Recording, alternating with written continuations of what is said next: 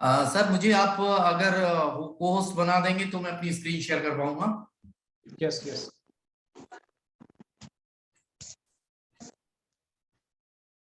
Yes okay, तो thank you. सो हम में से हर एक व्यक्ति, जैसा मैं कह रहा हूँ, हर व्यक्ति स्मार्ट दिखना चाहता है, सुंदर दिखना चाहता है, फिट दिखना चाहता है, और इंटरनल फिटनेस तो बहुत जरूरी है। आज हम सभी देख रहे हैं लाइफ स्टाइल डिसीज तेजी से बढ़ रही हैं। लोगों को डायबिटीज, बीपी, मोटापा तो है ही है, तमाम तरह की प्रॉब्लम हो रही हैं। और इन सब से कैसे हम अपने आप को फिट रख सकते हैं, कैसे लुक वाइज बहुत अच्छे दिख सकते हैं, इन सब पे बात करने वाला हूं मैं। तो मेरी रिक्वेस्ट यही रहेगी, आप में से बहुत सारे लोग ऐसे होंगे जो पहली बार यहाँ आए होंगे और वो शायद अपने वजन को कम करने के लिए सीरियस होंगे, और कुछ लोग ऐसे होंगे कि वो सिर्फ जानकारी लेना चाहते होंगे। और मैं एक रिक्वेस्ट रहेगी हर एक व्यक्ति से, चाहे वो आप जानकारी लेना चाहते हो, चाहे आपके घर में कोई ऐसा व्यक्ति हो जिसका आप वजन कम करना चाहते हो, चाहे आप स्वयं का करना चाहते हो, कि लेकिन अगर आप जानना चाहते हैं, सीखना चाहते हैं या नॉलेज लेना चाहते हैं, तो अगले 40 मिनट्स आप मेरे साथ बने रहें। अगर आप आएंगे और जाएंगे तो सॉरी, अगर आपको कोई दूसरा इंपॉर्टेंट काम है, कोई कॉल,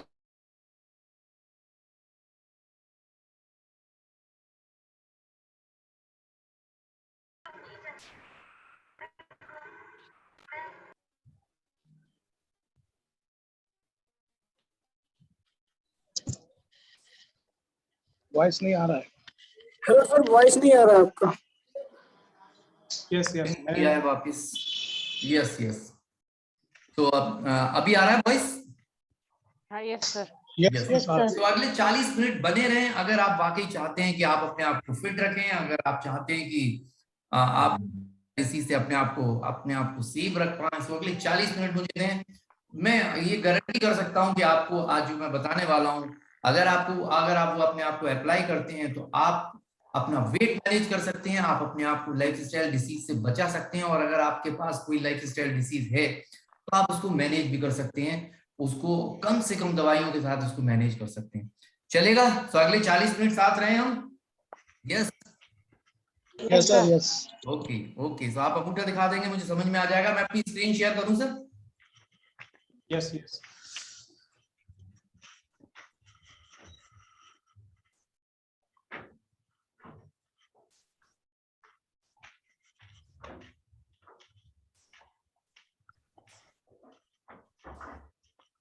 यस, तो मेरी स्क्रीन प्रॉपर दिख रही है sir? Yes fine fine Ashok ji. और मेरी आवाज भी प्रॉपर आ रही है? बहुत बढ़िया सर, बहुत बढ़िया। चलिए, थैंक यू।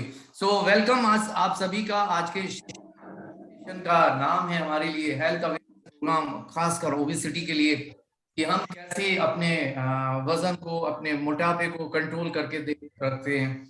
तो मैक्सिमम जब स्टार्ट करते हैं मतलब तो हमें कब पता नहीं लगता कि हम ओवरवेट हो गए। जब लोग कहने लगते हैं तब हमको लगता है कि नहीं यार ओवरवेट हो गए, और कहीं ना कहीं हम इस तरह के दिखने लगते हैं। लेकिन हम, जैसा मैंने कहा, हर व्यक्ति दिखना इस तरह का चाहता है, हर तरह के कपड़े वो पहनना चाहता है, और लुक वाइज अच्छा चाहता है। सो डियर फ्रेंड्स, अगर आप चाहते हैं कि आप अपना लुक बदलना चाहते हैं तो डेफिनेटली यहाँ से यहाँ हो सकता है, बस सीरियसनेस आपके पास होना चाहिए। सो आज का सेशन है, उस सेशन का जो ऑब्जेक्ट है सिर्फ आपका वजन कम करना नहीं है, और भी कुछ है। वेट मैनेजमेंट की मैं बात नहीं करूंगा, मैं बात करूंगा आपका फैट, जो एक्स्ट्रा फैट आपके ऊपर, शरीर के ऊपर आ जाता है, उसको कैसे बर्न किया जा सकता है। दूसरा चीज, जो हमारे शरीर में मेन है और उनकी रिपेयरिंग कैसे बेहतर तरीके से की जा सकती है, क्योंकि अगर इसकी रिपेयरिंग प्रॉपर नहीं होगी, वैसे तो हमारे शरीर में इस तरह का सिस्टम होता है कि हमारे मेन ऑर्गन होते रहते हैं, लेकिन चूंकि हमारी लाइफस्टाइल प्रॉब्लम इस तरह की रहती है कि कई बार बॉडी में जो काम होना होता है वो नहीं कर हो पाता, और ओवरवेट होने की वजह से हमारा मैक्सिमम जो एनर्जी है वो हमारी डाइजेशन में या कंट्रोल और रिपेयर नहीं हो पाते हमारे ऑर्गन्स। तो दूसरा जो मेन ऑब्जेक्ट रहेगा कि हमारे ऑर्गन कैसे रिपेयर होते रहें। जो इम्पोर्टेंट चीज रहेगी डिटॉक्सिफिकेशन, हमारे शरीर खसड़ा हो जो ना। सर प्लीज माइक बंद करके रखेंगे तो मेरी आवाज प्रॉपर सबको आएगी। ओके, सो डिटॉक्सिफिकेशन कैसे हमारी बॉडी का प्रॉपर हो, इन तीनों चीजों को आज मैं जो प्रोसेस बताने वाला हूँ, इन तीनों चीजों पे काम करेगा। आपका फैट भी बर्न होने वाला है, आपके मेन ऑर्गन की भी रिपेयर होने वाली है, डिटॉक्सिफिकेशन भी बॉडी का प्रॉपर होने वाला है। और आप सोच के देखें, अगर ये तीनों चीजें होती हैं तो आपका शरीर फिट होने वाला है कि नहीं? डेफिनेटली होने वाला है और आप ज्यादा बेहतर महसूस करने वाले हैं।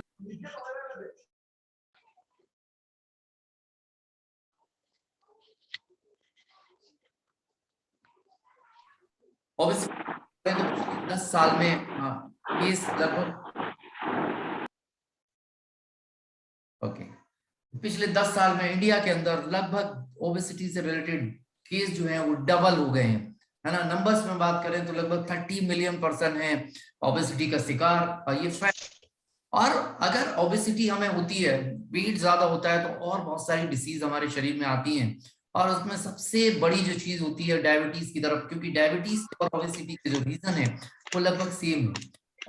और प्रॉब्लम वाली बात जो है, अर्बन एरिया में 30% बच्चे ओबेसिटी का शिकार हो रहे हैं, जो आने वाले समय में और जो रिजल्ट हैं वो खराब कर सकते हैं। सो डियर फ्रेंड्स, अगर आज हम ओबेसिटी से अपने आप को नहीं बचाएंगे तो कल स्थितियां और भी खराब होने वाली हैं। सर प्लीज अपने माइक बंद रखेंगे तो मैं सेशन ज्यादा अच्छी तरह आपको बता पाऊंगा, ठीक है? यस, तो ये फैक्ट है। बात करें पता कैसे लगेगा कि हम ओबेसिटी के शिकार हो गए, तो बॉडी मास इंडेक्स इस चीज को पता करने के लिए होता है। मेरे शरीर में मेरी वजन है और जो मेरी जो हाइट है उसका एक रेशो होता है, और वो रेशो अगर मेरा 18.5 से 25 के बीच में है तो मेरी हेल्थ नॉर्मल है, मेरा वजन नॉर्मल है। लेकिन अगर इससे ज्यादा है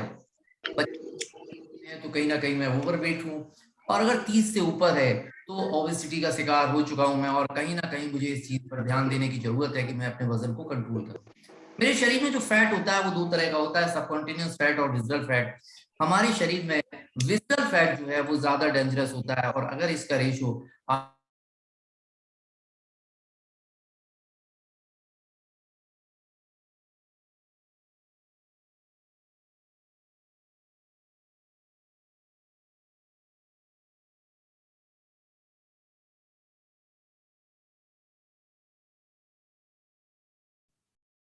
हेलो, यस, आवाज आ रही है सर? Yes, yes. शायद आपने फिर म्यूट किया था। तो हमारे शरीर में अगर विजुअल फैट 8 से ज्यादा है तो कहीं ना कहीं अलार्मिंग घंटी है, और वो सेशन के लास्ट तक आपको पता लगेगा कि विजुअल फैट क्या होता है और ये कैसे हमारे शरीर में बढ़ जाता है और कैसे नुकसान हो जाता है। ठीक है, क्लियर हो रहा है सर मेरी बात? आई थिंक क्लियर हो रहा होगा। सो हमारे शरीर में जो मोटापा है वो दो तरह का होता है, एप्पल और पियर शेप होता है। ये देखने में आप क्लियर से पहचान सकते हैं। नाभि के ऊपर वेस्ट, अगर आपके वेस्ट के ऊपर ज्यादा फैट है तो ये एप्पल शेप वाला फैट मोटापा होता है, और ये ज्यादा खतरनाक होता है, बशर्ते इसके कि जो नाभि से नीचे के हिस्से में जो फैट है पियर शेप जो होता है उससे, क्योंकि नाभि से ऊपर के हिस्से में जो फैट बढ़ता है वो कहीं ना कहीं आपके मेन ऑर्गन पर दबाव ज्यादा डालता है, और उसकी वजह से मेन ऑर्गन की एफिशिएंसी कहीं ना कहीं खराब होती है। लेकिन जो पियर शेप है उसमें आपके मेन ऑर्गन पर कोई दिक्कत नहीं हो रही थी, हाँ, लेकिन आपकी बॉडी का जो शेप है वो काफी कुछ खराब दिखता है, जिसकी वजह से ये कहीं ना कहीं प्रॉब्लम का कारण है। और जो एप्पल शेप है वो ज्यादातर जेंट्स में एप्पल शेप का मोटापा बहुत ज्यादा होता है लेडीज के मुकाबले। लेकिन एक और चीज है कि अवेयरनेस जो है ओबेसिटी को लेकर लेडीज में बहुत ज्यादा है। मैं बहुत सारे लोगों का मोटापा पर काम कर रहा हूँ इस समय, और मेरे जो सबसे ज्यादा मतलब कहना चाहिए लोग हैं जो फायदा उठा रहे हैं वो लेडीज हैं, क्योंकि वो ज्यादा कॉन्शियस होते हैं। मैंने देखा है, पता नहीं क्यों होते हैं, लेकिन वो ज्यादा कॉन्शियस होते हैं, राइट। अब आगे चले, रीजन ऑफ ओबेसिटी क्या रीजन है? सिंपल सी चीज है, ये जो रीजन है आप में से हर एक व्यक्ति को मालूम होंगे, लेकिन इन रीजन से पार अगर हम पा जाए तो बहुत कुछ बेहतर हो जाता है। हम जितनी कैलोरी इनटेक कर रहे होते हैं उतनी बर्न नहीं कर रहे होते हैं, सभी जानते हैं। कहीं ना कहीं कैलोरी ज्यादा अंदर जा रही है, बर्न नहीं हो रही, इसकी वजह से मोटापा बढ़ रहा है, राइट। हम वर्कआउट बहुत कम कर रहे हैं, फिजिकल एक्टिविटी ना के बराबर है। पहले के मुकाबले आज के टाइम में हमारी फिजिकल एक्टिविटी हम कम हो गई है। हम जो भी काम कर रहे हैं, आज का यूथ कंप्यूटर पर बैठ के ज्यादातर काम कर रहा है, सो फिजिकल एक्टिविटी बहुत कम हो गई है। इसके अलावा जंक फूड या हाई कार्बोहाइड्रेट फूड बहुत ज्यादा खा रहे हैं, क्योंकि कहीं ना कहीं हमारी चॉइस बनती जा रही है और हम इसको जरूरत से ज्यादा खा रहे हैं। स्ट्रेस बहुत है ऑफिस का, घर का, समाज का, सब जगह का स्ट्रेस बहुत है, एंग्रीनेस बहुत, गुस्सा बहुत आ रहा है हमें, चिंताएं बहुत तरह की हैं। राइट। और फ्रिक्वेंटली ईटिंग फूड, ये फूड एडिक्शन हो जाता है कई लोगों में, या ओबेसिटी होने पर ये चीज भी हो जाती है। सो ये कुछ रीजन है ओबेसिटी के, और आप में से जो भी यहाँ व्यक्ति बैठा होगा वो सब जानते हैं कि ये रीजन है। लेकिन ये रीजन है और हम इनको कई बार कंट्रोल करते हैं। हमें लगता है कि वजन ज्यादा हो गया तो हम थोड़ा सा दौड़ लगाना शुरू कर देते हैं, कई बार योग करना शुरू कर देते हैं, या हम खाना खाना बंद कर देते हैं, लेकिन फिर भी हमारा वजन कम नहीं हो रहा होता। सो लॉजिक अगर पीछे पता लग जाए कि ऐसा क्या चेंजेस हो गया मेरी बॉडी में जिसकी वजह से वजन कम नहीं हो रहा है, या वजन कम हो रहा है तो साइड इफेक्ट बहुत आ रहे हैं, तो कैसे हम अपने वजन को कम करें और कैसे उस साइड इफेक्ट से भी बचे रहें, इसके लिए जरूरी है कि इन कारणों के बाद क्या मेरे बॉडी में चेंज होता है वो जाना। डियर फ्रेंड्स, ये जो डिसीज है ओबेसिटी, या ओबेसिटी आने के पीछे हमारी बॉडी में, आप सभी जानते हैं, डिफरेंट तरह के हार्मोन सीक्रेट होते हैं, और हमारे बॉडी का कंट्रोल हार्मोन के ऊपर बहुत कुछ होता है, राइट। सो ओबेसिटी जो है कहीं ना कहीं डिपेंड करती है, हमारा जो हार्मोन सिक्रेशन है उसका डिस्टर्ब हो जाने से हमारे शरीर में मोटापा लंबे समय तक रहता है या वापिस आ जाता है। तो कौन से हार्मोन है उनकी मैं बात करूं, हार्मोन रिस्पॉन्सिबल होते हैं। इंसुलिन हार्मोन होता है, आप सभी जानते होंगे डायबिटीज के लिए, जैसे इंसुलिन की बात करते हैं हम डायबिटीज की बात करते हैं, लेकिन आपके मोटापे के पीछे सबसे बड़ा कारण होता है इंसुलिन हार्मोन, इस पे बात करूंगा मैं। इसके अलावा लेप्टिन हार्मोन, ये बहुत इंपॉर्टेंट हार्मोन है। अगर हम चाहते हैं कि हमारे शरीर में वजन नियंत्रित रहे, या जितना वजन होना चाहिए उतना रहे, तो लेप्टिन हार्मोन का काम करना बहुत जरूरी है। तीसरा ग्रेलिन हार्मोन, जो आपके लिए भूख का हार्मोन होता है, आपके ब्रेन को जो बताता है कि आपको भूख लगी है। सो ये तीन जो हार्मोन है, मोटापे को बढ़ने में इनका फेल होना, इनका काम प्रॉपर ना करना, इनका रेजिस्टेंस हो जाना, ये तभी संभव होता है कि अगर ये तीनों हार्मोन प्रॉपर काम करेंगे जिसके लिए ये बने हैं, तो आपके शरीर में कभी आप ओवरवेट नहीं हो सकती। इसके अलावा कुछ और हार्मोन भी होते हैं, थायराइड है, कार्टिसोल है, इन सब की बात नहीं करूंगा मैं आज, विशेष बात नहीं करूंगा आज, सिर्फ जनरल बात करूंगा कि कैसे एक सामान्य व्यक्ति को मोटापा आ जाता है, और उसके पीछे मैंने बताया कारण क्या है, इंसुलिन, लेप्टिन और ग्रेलिन हार्मोन का फेल हो जाना, रेजिस्टेंस हो जाना। हमारे शरीर में हम जो भी खाते हैं वो खाना हमारे इस ये जो हमारा पेट है, इसमें डिफरेंट तरह के ऑर्गन है, gall bladder, liver, pancreas, spleen, छोटी आंत, बड़ी आंत, ये तमाम तरह के हमारे ऑर्गन है, और इनकी वजह से हम जो खाना खाते हैं वो एनर्जी में, मसल्स में, फैट में, सब में कन्वर्ट होता है, राइट। अब बात करें थोड़ा सा, जैसे मैंने बताया ये जो तीन हार्मोन है इनकी बात करूं मैं, यहाँ पर आप पिक्चर में देख रहे हैं, इस पिक्चर को अगर थोड़ा सा आप ध्यान से देखें समझ जाएंगे तो बहुत कुछ बेहतर होगा।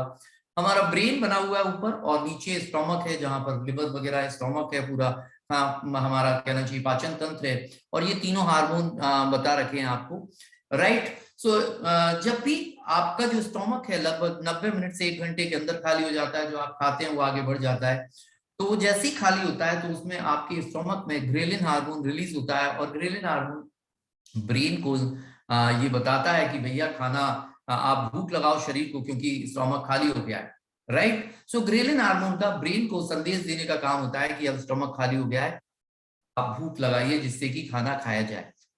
दूसरा, जैसे ही आप जो खाना खाते हैं जब वो पचने के प्रोसेस में चला जाता है तो इंसुलिन हार्मोन पैनक्रियास से रिलीज होता है, और इंसुलिन हार्मोन उस जो आपने खाना खाया है उस खाने से जो ग्लूकोज है या जो एनर्जी आपके बॉडी में कार्बोहाइड्रेट से प्रोड्यूस हुई है उस सबको जहां उसकी जरूरत है वहां पहुंचाने का काम करता है।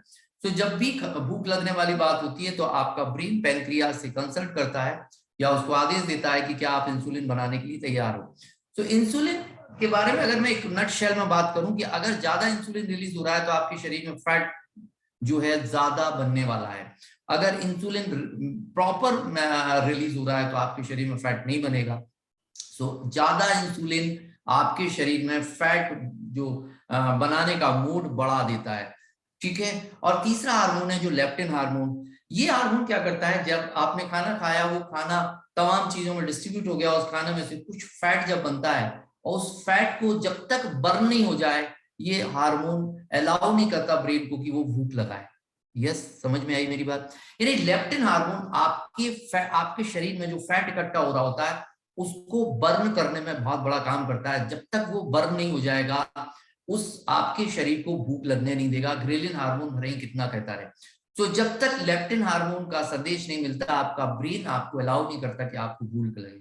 यानी लेप्टिन हार्मोन एक चौकीदार की तरह है, वो आपके शरीर में फैट का परसेंटेज बढ़ने नहीं देता। जब तक वो प्रॉपर काम करेगा आपके शरीर में फैट का परसेंटेज नहीं बढ़ सकता। ठीक है, तो ये शायद क्लियर हुआ होगा आपको। अगर इंसुलिन हार्मोन प्रॉपर रिलीज हो रहा है और लेप्टिन हार्मोन प्रॉपर काम कर रहा है तो आपके शरीर में कभी भी फैट नहीं बढ़ सकता। लेकिन ये दोनों हार्मोन जब फेल हो जाते हैं या रेजिस्टेंस हो जाते हैं तो आपके शरीर में फैट बढ़ने से कोई नहीं रोक सकता। आप फिर प्रोसेस कर रहे होते हैं जो फैट रिड्यूस करने के लिए, वो फेल हो रहे होते हैं, बिकॉज ये हार्मोन एक बार रेजिस्टेंस हो गए तो आपको आपके जो प्रोसेस हैं वो फेल होने लगते हैं। राइट, सो आई थिंक मैं कुछ क्लियर कर पाया हूँ, आगे और भी आपको क्लियर करने की कोशिश करूंगा। जैसे मैंने कहा, इंसुलिन हार्मोन अगर ज्यादा रिलीज हो रहा है तो आपके शरीर में फैट जो है वो डिपॉजिट होने का काम ज्यादा करेगा, स्टोर ज्यादा करेगा। अब इंसुलिन ज्यादा रिलीज कब होगा, इंसुलिन कम रिलीज क्या होगा, आप इस स्लाइड से शायद समझ पाएंगे। आप क्या खा रहे हैं या आपकी कैसी लाइफ स्टाइल है, इस पर डिपेंड करेगा इंसुलिन हार्मोन कितना रिलीज हो रहा है। आप देखिए, सबसे पहले है कार्बोहाइड्रेट। अगर आप जो खा रहे हैं उसमें कार्बोहाइड्रेट का परसेंटेज बहुत ज्यादा है तो इंसुलिन हार्मोन बहुत ज्यादा रिलीज होगा, और इंसुलिन हार्मोन बहुत ज्यादा रिलीज होगा तो फैट स्टोरेज बहुत ज्यादा बढ़ जाएगा। यानी कुल मिला के आप जो खा रहे हैं, चाहे वो ब्रेकफास्ट हो, लंच हो, डिनर हो, उसमें कार्बोहाइड्रेट का परसेंटेज ज्यादा नहीं होना चाहिए। हम लोगों में कहीं ना कहीं मोटापा क्यों बढ़ता है, क्योंकि हम जैसा अभी बात कर रहे थे, हम जंक फूड या कार्बोहाइड्रेट फूड ज्यादा खा रहे होते हैं। इसकी वजह से इंसुलिन हार्मोन ज्यादा रिलीज हो रहा होता है, वो सीधा उसको फैट में कन्वर्ट कर देता है। क्लियर? उसकी जगह अगर हम मेरी डाइट में प्रोटीन ज्यादा है तो अपेक्षाकृत इंसुलिन हार्मोन कम रिलीज हो रहा होता है।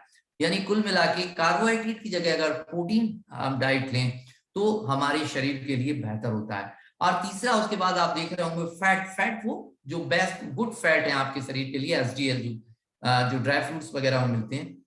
अगर आपके खाने में, अगर आपके जो आप दिन भर में खा रहे हो उसमें फैट का परसेंटेज ज्यादा है तो इंसुलिन का रिलीज और भी कम होता है और आपके शरीर में फैट स्टोरेज और भी कम होता है।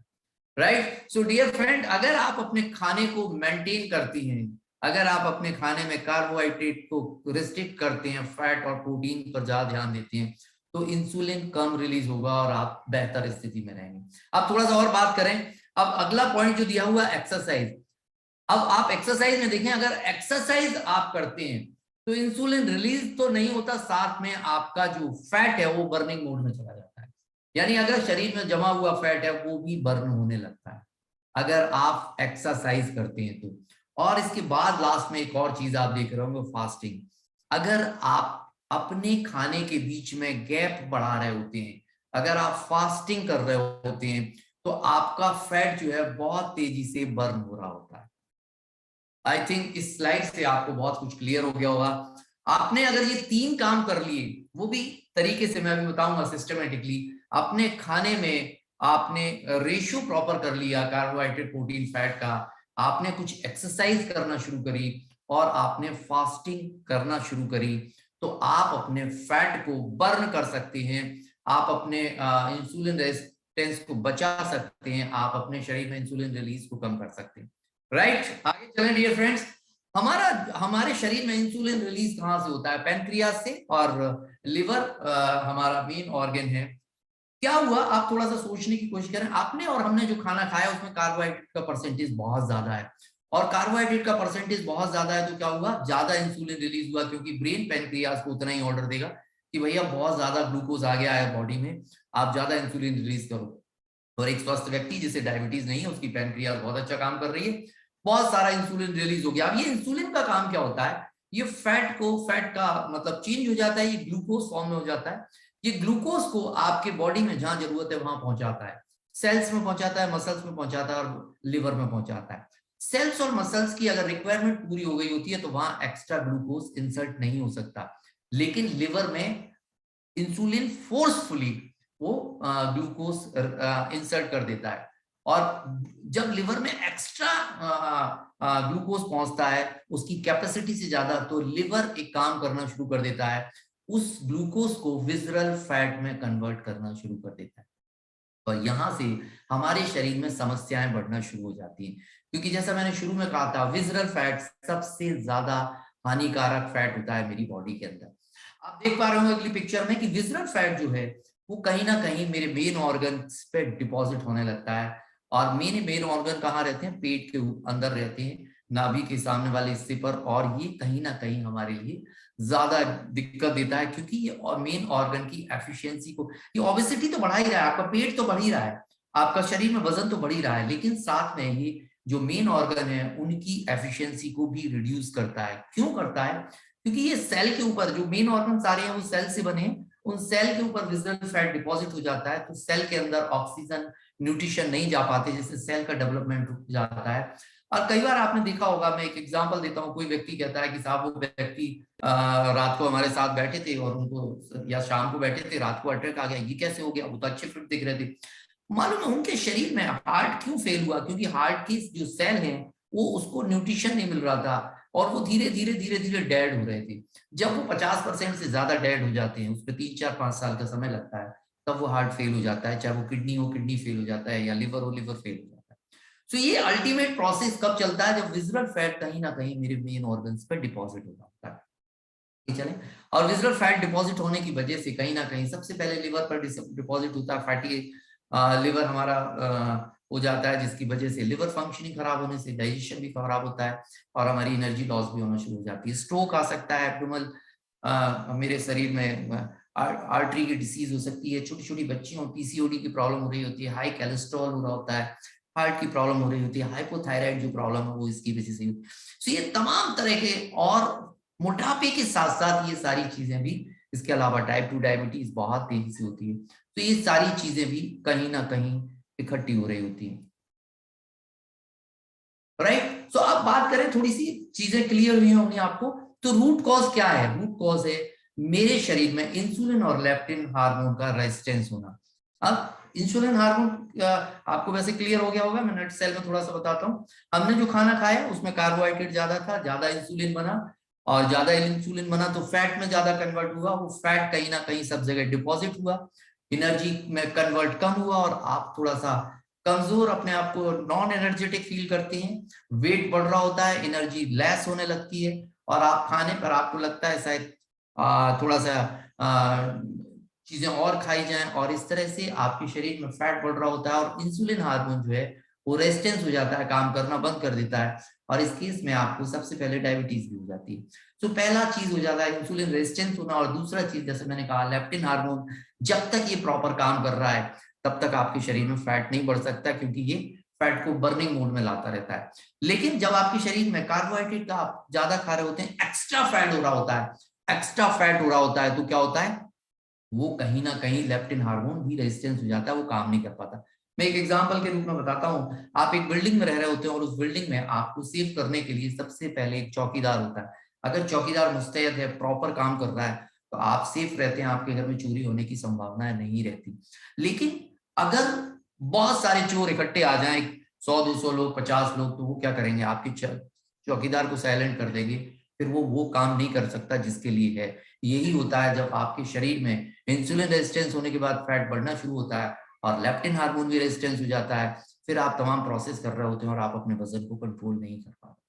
सो नट सेल में अगर ये दोनों हार्मोन का रेजिस्टेंस आपने करना, जो अगर आपके शरीर में हो गया, वो ब्रेक कर लिया, तो आप बहुत इजीली अपने वजन को कंट्रोल कर सकते हैं, और आगे आएगा नहीं इसके लिए भी कंफर्मेशन कर सकते हैं।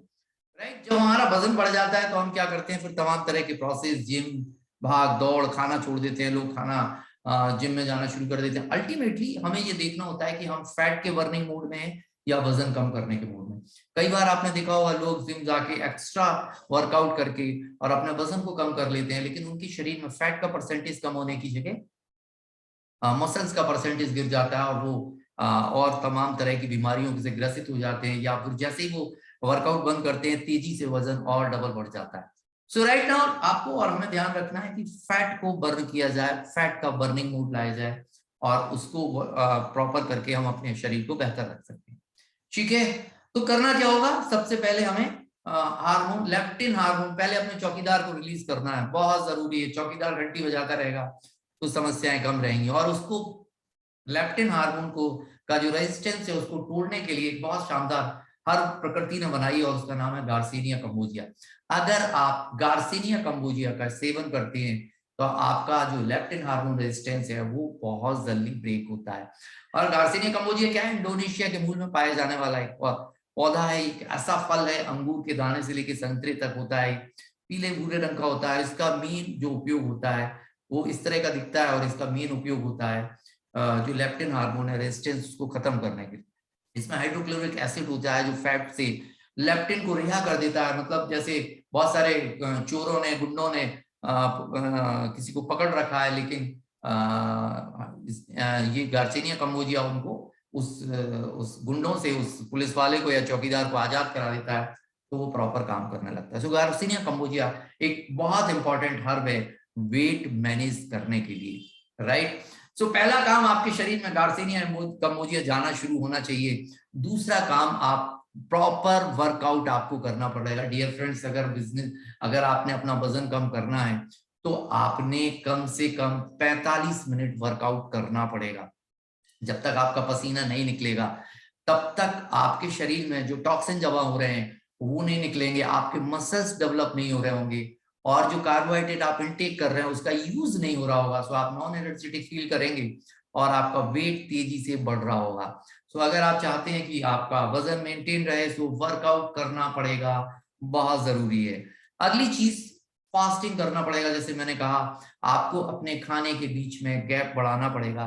फास्टिंग बहुत बहुत अच्छी चीज है आपने अपने आप को स्वस्थ रखने के लिए। अगर हम अपने उसमें देखें तो हमारे जो पूर्वज थे वो व्रत रखते थे, बहुत सारे आज भी रखते हैं, लेकिन शायद हम लोगों ने उस तरफ ध्यान देना छोड़ दिया। हमें लगता है कि वो शायद मतलब पूजा पाठ का वो है, पार्ट है, लेकिन अपने आप को स्वस्थ रखने का एक बहुत बढ़िया तरीका है फास्टिंग करना। मैं थोड़ा सा एग्जांपल देके बताता हूँ कि एक मान लीजिए आप एक जॉब कर रहे हैं और आपको एक सैलरी मिलती है, और आपकी सैलरी हर महीने आपके अकाउंट में आती है, और दूसरा आपके अकाउंट में कुछ पैसा है जो आपने डिपॉजिट कर रखा है, और तीसरा आपने एफडी करा रखी है। सो डियर फ्रेंड्स, आप अपने रेगुलर खर्चे के लिए, जो आपको दैनिक खर्चा है, उसके लिए एफडी तोड़ाएंगे या सैलरी से खर्च करेंगे? यस, आप में से हर एक का जवाब होगा सैलरी से खर्च करेंगे। यही होता है, हम सब यही करते हैं। हम सबसे पहले कहां से करते हैं? अपने डेली यूज के खर्चे सैलरी से करते हैं। लेकिन अगर मेरी सैलरी 2-3 महीने नहीं आई तो मैं घर के खर्चे नहीं रोकूंगा। फिर क्या करूंगा? क्योंकि वो तो कंपलसरी है। फिर मैं जो मेरे अकाउंट में पैसा जमा है उसको खर्च करना शुरू करूंगा अपने डेली यूज के खर्च के लिए। लेकिन अगर मेरी सैलरी 8 महीने 9 महीने नहीं आई, मेरे सेविंग अकाउंट में जो पैसा था वो खत्म हो गया, फिर मैं क्या करूंगा? फिर मैं एफडी तोड़ूंगा। यस, आपके शरीर में जो फैट डिपॉजिट है वो एफडी की तरह है। वो तब टूटेगा जब आप सैलरी को खत्म करेंगे, जब आप आपके अकाउंट में जो पैसा है उसको खत्म करेंगे, तब एफडी टूटेगी। डियर फ्रेंड्स, अगर आपकी डाइट में रोज इतना कार्बोहाइड्रेट जाता रहेगा कि आपकी जो जरूरत है उससे ज्यादा हो रहा है, तो आप कभी भी अपनी एफडी को नहीं तोड़ेंगे। आपको फास्टिंग करनी होगी, कार्बोहाइड्रेट को बचाना होगा, अपनी सैलरी को खर्च कर देना होगा, जो लिवर में स्टोर ग्लूकोज है उसको खर्च कर देना होगा। और जब ये दोनों चीज, तो फिर आपकी बॉडी में बहुत क्षमता है, वो आपके फैट को कीटोन में कन्वर्ट करेगी, और आपका लिवर उस कीटोन को एनर्जी में कन्वर्ट करके आपकी बॉडी को देता रहेगा। और ये इसको कहते हैं आपका फैट का बर्निंग मोड, और इसके लिए फास्टिंग बहुत इंपॉर्टेंट है। ठीक है, आगे चलें, शायद क्लियर कर पाया हूं मैं अपनी बात को। बेनिफिट ऑफ फास्टिंग के बाद बहुत सारे बेनिफिट हैं। आज इंटरनेशनल मार्केट में फास्टिंग बहुत तेजी से लोगों की लाइफ स्टाइल बेहतर करने में यूज हो रही है। सबसे पहले इंसुलिन की सेंसिटिविटी आपकी बॉडी में बढ़ा देता है, जो इंसुलिन रेजिस्टेंस हो जाता है उसको खत्म करता है। डायबिटीज रिवर्सल में फास्टिंग का बहुत बड़ा रोल है। बीटा सेल का फंक्शन बढ़ा देता है, जिससे कि आपके शरीर में एनर्जी बहुत अच्छी रहती है, आप एनर्जेटिक रहते हैं। फैट को बर्निंग मोड में ले आता है, जिससे फैट लॉस हो जाता है। मेटाबॉलिज्म, आपका डाइजेशन सिस्टम बहुत बेहतर कर देता है, आपके इम्यून सिस्टम को स्ट्रॉन्ग कर देता है। सेलुलर रिजेनरेशन एंड रिपेयरिंग का, जो मैंने कहा था, आपके बॉडी पार्ट्स का रिपेयरिंग का काम भी होना चाहिए। सो फास्टिंग बहुत यूजफुल रहता है रिपेयरिंग में, और आपका जो डाइजेस्टिव सिस्टम है उसको बेहतर करता है, ब्रेन की फंक्शनिंग को बहुत बढ़िया करता है। ये सारी चीजें इंप्रूव करता है आपके बॉडी में, और साथ में कुछ चीजें घटाता है, जैसे बैड बैक्टीरिया आपके गट्स में जो होते हैं उनको रिड्यूस कर देता है, मेंटेन करता है आपके ब्लड प्रेशर को, ऑक्सीडेटिव स्ट्रेस जो है उसको कम कर देता है, ट्राइग्लिसराइड और कोलेस्ट्रॉल को कम कर देता है। कैंसर जैसी सेल से फाइट करता है, और जो आपके ब्रेन में जो सेल डिजेनरेट हो रही होती है उनको कम करता है, और फैटी लीवर को बचाता है। सो फास्टिंग इतने सारे काम आपके लिए कर देता है अगर फास्टिंग तरीके से करी तो। मैंने कहा ना, बहुत सारे लोग खाना छोड़ देते हैं, और जब खाना शुरू कर देते हैं तो बहुत दिक्कत हो जाती है, या खाना छोड़ देते हैं तो उनके शरीर में एनर्जी नहीं रह जाती। तो फास्टिंग अगर सही तरीके से करी, आपके शरीर में न्यूट्रिशनल बैलेंस बना रहे और कार्बोहाइड्रेट का इंटेक कम हो जाए, तो आप अपने शरीर को वेल मेंटेन कर सकते हैं। सो मैंने 3 चीजें बताई आपको कि आप क्या वो 3 काम आपको करने हैं जिनकी वजह से आप अपने शरीर में जो एक्स्ट्रा फैट है उसको रिड्यूस करने के साथ साथ ये सारे बेनिफिट आप ले सकते हैं, जिससे कि आपका शरीर स्वस्थ रहता है, आप और लाइफ स्टाइल डिसीज से बच पाते हैं। पहला चीज, गार्सिनिया काम्बोजिया आपकी बॉडी में जाना चाहिए। दूसरा चीज, आपके शरीर में जो वर्कआउट होना चाहिए। और तीसरा, फास्टिंग करें विथ न्यूट्रिशन। इसमें मैं बताऊंगा फास्टिंग कैसे करना है। लोगों को जो फास्टिंग का तरीका मालूम है शायद, उससे वजन कम नहीं होता, उससे बहुत सारे साइड इफेक्ट होते हैं, राइट। सो आगे चलें। यस, करना क्या है, आपने अपने खाने को थोड़ा सा मैनेज करना है। आप अगर अपने अपने वीक को 2 हिस्सों में बांटे, मंडे, वेडनेसडे, फ्राइडे, और ट्यूसडे, थर्सडे, सैटरडे। सो आपने इसमें, ये आप देख रहे होंगे, ब्रेकफास्ट आपने सुबह वर्कआउट के बाद ब्रेकफास्ट लेना। और ब्रेकफास्ट में हम एक बहुत बढ़िया एक घर में घरेलू चीजों से बना हुआ ड्रिंक प्रोवाइड करते हैं, वो पीने को बोलते हैं स्मूदी, जिसे कहते हैं with olive oil. Olive oil का बहुत बड़ा रोल है आपके विजरल फैट को घटाने के लिए। सो स्मूदी विद ऑलिव ऑयल। सो आपने क्या करना है, मंडे, वेडनेसडे, फ्राइडे आपने स्मूदी लेना है ब्रेकफास्ट में, साथ में रिच प्रोटीन वाला ब्रेकफास्ट लेना है आपको। स्प्राउट ले सकते हैं आप, बेसन चीला, मूंग दाल चीला, ढोकला, इस तरह की आप जिनमें प्रोटीन अच्छा है। अगर आप एग खाते हैं तो एग भी ले सकते हैं लिमिटेड मात्रा में। सो ये आपको ब्रेकफास्ट लेना है मंडे, वेडनेसडे, फ्राइडे। मिड मील में आपको गार्सिनिया काम्बोजिया वाली वी स्लिम टी का यूज करना, और चिया सीड आते हैं मार्केट में, मिल जाएंगे आपको, उन चिया सीड का उपयोग करना है। इन दोनों के उपयोग करने से आपकी बॉडी में गार्सिनिया काम्बोजिया और ओमेगा 3 फैटी एसिड का कॉम्बिनेशन जाएगा, जो कि आपके फैट को बर्निंग मोड में लेके आए। मंडे, वेडनेसडे, फ्राइडे लंच में आपको सलाद, दाल और वेजिटेबल लेना है आपको इस दिन। वो आप मतलब रोटी या चावल नहीं खाएंगे, लंच में सलाद, दाल और वेजिटेबल आप करिए, खाइए। इवनिंग ब्रेकफास्ट शाम की टाइम आपको हंगर सबसेट में कुछ बताऊंगा क्या चीजें आप उसमें ले सकते हैं। और डिनर में आपको डिनर अवॉइड करना है। डिनर में हमारा वी स्लिम शेक है, उसको आप लेंगे तो आपके शरीर में जो रिक्वायर्ड प्रोटीन है, जो रिक्वायर्ड आपके विटामिन है, मिनरल्स हैं, फाइटोन्यूट्रिएंट्स हैं, ये सारे प्रॉपर मात्रा में मिलेंगे, जिससे आपकी बॉडी का डेवलपमेंट प्रॉपर होगा, आपकी बॉडी में एनर्जी प्रॉपर होगी, लेकिन आपकी बॉडी में एक्स्ट्रा फैट नहीं जमा हो रहा होगा। सो ये चार्ट रहेगा आपका मंडे, वेडनेसडे, फ्राइडे। और जो आपका डिनर है डियर फ्रेंड, वो 7 से 7:30 के आसपास आपको ये शेक पी के आपका डिनर खत्म कर देना। अगले दिन नेक्स्ट ट्यूसडे, थर्सडे, सैटरडे में आप उस दिन ब्रेकफास्ट में सिर्फ स्मूदी विद ऑलिव ऑयल लेंगे। इस दिन आप ब्रेकफास्ट में और कुछ नहीं लेंगे।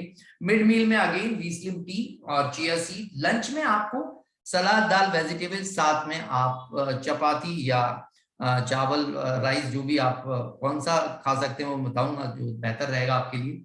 सो ये आपने खाना है इस दिन, आप रोटी वगैरह खा सकते हैं। Evening breakfast again hunger subset, और डिनर में आपको वी स्लिम शेक लेना है। तो इसमें 2 इंटरमीडिएट फास्टिंग रहेगी ये अगले 6 दिन तक। इसमें आप डिनर करेंगे 7:30 बजे करीब, और आपका 7:30 मैक्सिमम 8 बजे। और आपका जो ब्रेकफास्ट रहेगा वो या पहला जो मील रहेगा, कई लोग ऑफिस जाते हैं तो सुबह पहला वो खाना खा के जाते हैं। सो पहला मील लगभग 9 से 10 के बीच में, यानी रात आपका जो इंटरमीडिएट फास्टिंग है वो 13 से 14 घंटे की होगी। और जब ये 13 से 14 घंटे की इंटरमीडिएट फास्टिंग होगी, तो इस दौरान आपका जो फैट है वो बर्निंग मोड में आ जाएगा। ठीक है, आगे चलें। ये मैंने बात करी मंडे से सैटरडे की, अब मैं बात करूंगा इंपॉर्टेंट। पहले थोड़ा सा डिटेल बता दूं ब्रेकफास्ट में क्या करना है। जैसे मैंने बताया, हर्बल स्मूदी ये डेली आपको लगभग 500 ml लेनी है, और ये कैसे प्रोसेस होगा वो भी बता देता हूं मैं। साथ में स्पाउट, ढोकला और बेसन चीला, इस तरह की जैसे मैंने बताया, ये आप ब्रेकफास्ट में लेंगे। और जो स्मूदी है वो ये आप इसका स्क्रीनशॉट ले सकते हैं, घरेलू चीजें से बन जाएगा। पालक है, धनिया है, पुदीना है, कोई भी एक फ्रूट है, एप्पल, पियर, इसके अलावा दालचीनी, काली मिर्च, काला नमक, टर्मरिक वाटर और ऑलिव ऑयल इसमें जरूर ऐड करना है, ये बहुत मस्ट है। तो ऐसा लगभग 500 ml ये बना लें। आप चाहेंगे तो मैं इसकी वीडियो भी ग्रुप में डाल दूंगा जिससे कि आप इजीली बना पाए। और ये बहुत इंपॉर्टेंट रहेगा, आप इसको सुबह यूज करेंगे ब्रेकफास्ट में तो आपके फैट को रिड्यूस करने के लिए। ऑलिव ऑयल इसमें आपने वेस्टीज का यूज करना है, क्यों? क्योंकि इसमें जो PUFA है बहुत अच्छा है, 58.7, जो सबसे ज्यादा इफेक्टिव होता है वेट रिड्यूस करने के लिए, एक बेहतर सेहत के लिए। आप मार्केट में आपको लीडिंग ब्रांड भी जो मिलेंगे, मैं किसी का नाम नहीं लूंगा, उसमें आप देखेंगे कि जो PUFA है बहुत कम है, बहुत कम है, और रेट वाइज वो बहुत महंगा भी है। सो ये यूज करेंगे तो बेटर रिजल्ट आएंगे। इसके अलावा मिड मील्स, जैसा मैंने कहा आपको, वी स्लिम टी लें, गार्सिनिया कंबोजिया रिच ये टी है, साथ में चिया सीड इसमें डालेंगे तो ये इसका एफिशिएंसी बहुत अच्छी हो जाएगी। ये आप दिन में 1 2 3 बार इसको यूज कर सकते हैं। लंच आपको कैसे लेना है? लंच आपको प्लेट सिस्टम से आप लंच लेंगे। आपके जो लंच है उसमें 25% वेजिटेबल, सॉरी सलाद, 25% वेजिटेबल, 25% दाल और 25% ग्रेन। जिस दिन आपको ग्रेन खाना है उस दिन ग्रेन भी रहेगा, जिस दिन नहीं खाना उस दिन आप बाकी तीनों चीजों को 30-30%। ओके, और ग्रेन में आपको क्या यूज करना है? ऐसा ग्रेन यूज करना है जिसमें कि जिसका GI ग्लाइसेमिक इंडेक्स कम हो। जैसे आप बाजरा की रोटी यूज कर सकते हैं, जौ यूज कर सकते हैं, अनपॉलिश ब्राउन यूज कर सकते हैं। और ये सब देखते ही बहुत सारे लोग मुझे कहते हैं कि भाई साहब सारा खाना छुड़वा दोगे तो कैसे काम चलेगा? और फिर कई लोग मुझसे कहते हैं कि एक बार खाना मतलब जो रेगुलर खाना है वो खाना बंद कर दिया ना तो फिर शरीर काम करना बंद कर देता है, फिर वो बाद में खाना शुरू करो तो पछता नहीं है। ऐसा नहीं होता। आपको मैं एक एग्जांपल देता हूँ। मान लीजिए मैं मूव कर रहा था और मेरा पैर स्लिप होता है, मेरे पैर में फ्रैक्चर हो गया, डॉक्टर कहता है भाई साहब 3 महीने के लिए प्लास्टर लगेगा। उस 3 महीने को वो मेरे सर पैर में प्लास्टर लगा देता है, उससे चलना बंद करवा देता है, राइट? अगर मैं उससे चलता रहूंगा तो क्या मेरा कभी फ्रैक्चर ठीक हो सकता है? नहीं। लेकिन अगर मैं 3 महीने उस पैर से नहीं चलूंगा तो क्या उसके बाद जिंदगी भर नहीं चल सकता? ऐसा भी नहीं। मेरे पैर में जो प्रॉब्लम है वो प्रॉब्लम शॉर्ट आउट करने के लिए मुझे कुछ चीजें करनी पड़ेंगी। एक बार वो शॉर्ट आउट हो जाती है फिर आप देखेंगे कि वो आप फिर नॉर्मल डाइट पे भी आ जाते हैं तो भी आपके वजन तेजी से नहीं बढ़ रहा होता या नहीं बढ़ रहा होता। ठीक है, तो इस तरह का आप लंच लेंगे। और शाम के टाइम आप अगर नट्स यूज करें, नट्स में भी आप बादाम और अखरोट यूज करेंगे तो बहुत अच्छा होगा। चिया सीड वाटर यूज कर सकते हैं, लौकी जूस यूज कर सकते हैं। ये इवनिंग में आप इनको यूज कर सकते हैं, इनमें से कोई भी चीज। तो ये आपके शरीर में ओमेगा 3 बेहतर देगा, विजरल फैट जल्दी कंट्रोल होगा। डिनर में अगेन मैंने जैसा बताया था, वी स्लिम शेक बढ़िया एक बना के आप पिए, जिससे कि आपके शरीर में जितने न्यूट्रिशन चाहिए वो सारे इस शेक में अवेलेबल हैं और ये आपको मिल जाएंगे। ठीक है, तो ये आपने मंडे से लेके सैटरडे तक आपने ये रूटीन अगर आप रखेंगे तो इंटरमीडिएट फास्टिंग ऑटोमेटिकली 13-14 घंटे की हो रही होगी, कार्बोहाइड्रेट का परसेंटेज नीचे जा रहा होगा और साथ में ओमेगा 3 मिल रहा होगा, वी स्लिम वो गार्सिनिया कंबोजिया मिल रहा होगा तो फैट बर्निंग मोड में आ रहा होगा, एक्सरसाइज कर रहे होंगे तो मसल परसेंटेज बढ़ रहा होगा। कुल मिला के अल्टीमेटली आपके शरीर का जो कॉम्बिनेशन है वो चेंज हो रहा होगा। आपके जो हार्मोन रेजिस्टेंस है, इंसुलिन और लेप्टिन, वो धीरे धीरे रिलीज हो रहे होंगे।